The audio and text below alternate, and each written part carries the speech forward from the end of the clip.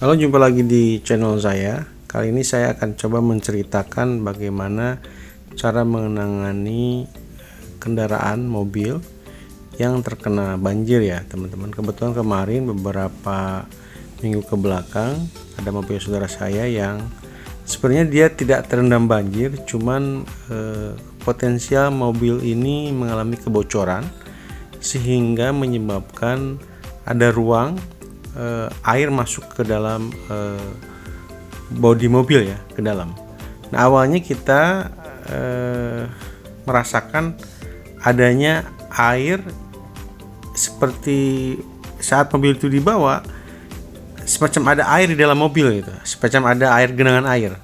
Dan itu seperti ada goyangan percikan air, dan ternyata si air ini berkumpul di tempatnya ban serep. Jadi kebetulan ini mobilnya adalah Toyota Ace tahun 2004. Toyota Ace tahun 2004. Dan ketika saya coba, ternyata itu ada semacam goyangan air di situ. Kemudian kita buka ban serep, di belakang ternyata airnya sudah banyak ya.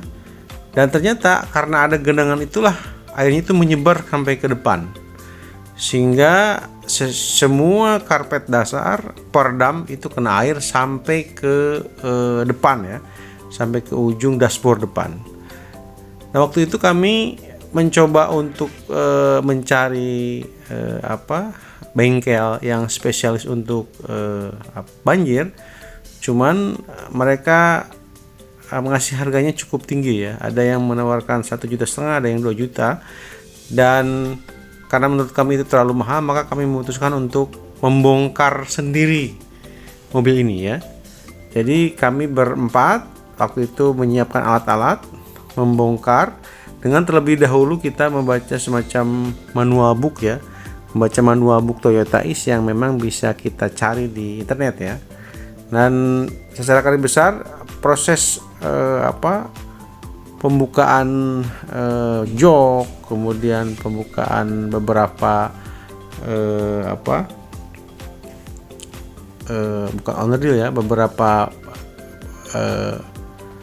item di dalam kendaraan, di dalam seperti plastik itu garis besarnya cukup mudah untuk dibuka ya, hanya dengan menggunakan kunci pas, kunci 12, kunci Inggris dan sebagainya. Alhamdulillah semua bisa terbuka, dan ternyata ketika dicek itu memang ada potensi bahwa mobil ini sudah terendam, sudah kena air sekitar 2 harian ya, karena sudah agak sedikit bau. Dan ternyata memang mobil ini sepertinya juga pernah kena banjir sebelumnya, karena di beberapa bodi itu sudah ada banyak karat. Dan tentu setelah kita membuka, mengeluarkan semua karpet datar, mengeluarkan jok, kita cek semua, karat-karatnya juga banyak, dan kita berupaya untuk membersihkan semua kotoran-kotoran dan karatan yang ada di bodi mobil tersebut. Nah, ini kayak busa peredam dan karpet dasar ini kita lepaskan semua, kita kerik, kita lepaskan, kita bersihkan semua menggunakan sabun dan lain-lain. Setelah itu kita pilok, kita kasih semacam anti karat, sehingga bodi mobil ini kembali mulus ya, di dalamnya itu ya, minimal bersih dan tidak ada lagi karat.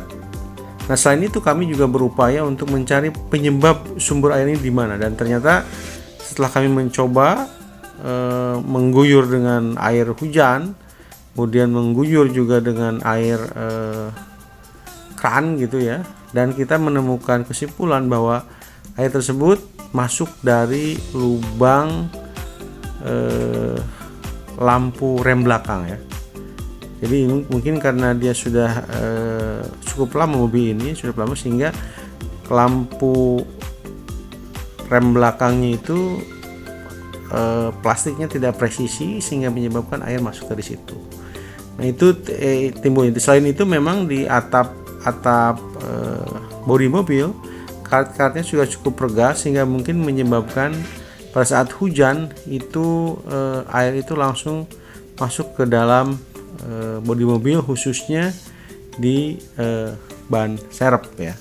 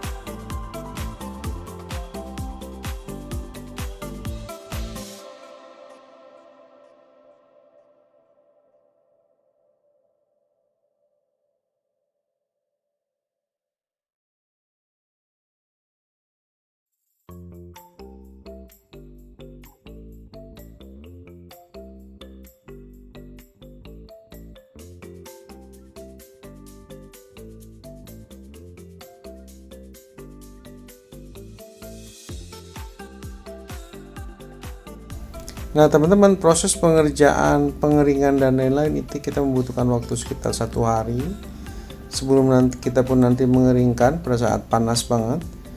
Dan juga kita berupaya untuk menutup semua karat yang ada di bodi mobil ini, karena takutnya kalau misalkan dibiarkan justru nanti akan keropos dan menyebabkan mobil ini memang pada akhirnya tidak bisa kita naiki ya, karena ini rawan banget. Karena kalau bodi itu kalau sudah kearatan dia akan menyebar kemana-mana. Nah, kita hanya mencari bahan-bahan untuk anti karat dan sebagainya supaya bodi mobil yang di dalam ini kembali mulus ya, seperti sedia kala. Nah, karpet dasar, peredam yang lain sebagainya juga otomatis kita ganti semua ya.